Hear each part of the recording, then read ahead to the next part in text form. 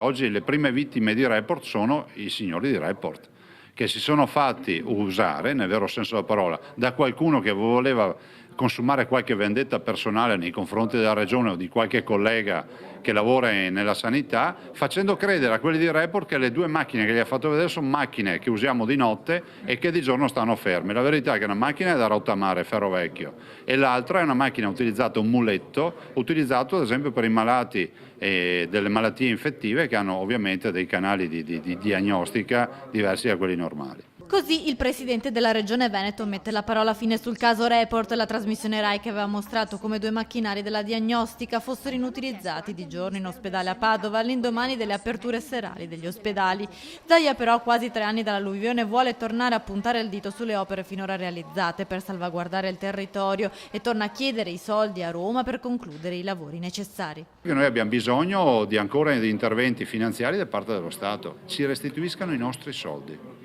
Abbiamo un piano che è il piano dal Paus del 2 miliardi e 730 milioni di euro, ne abbiamo già investiti 400 milioni, vogliamo il resto dallo Stato. Sono soldi delle tasse dei veneti che debbono trasformarsi in sicurezza per i veneti.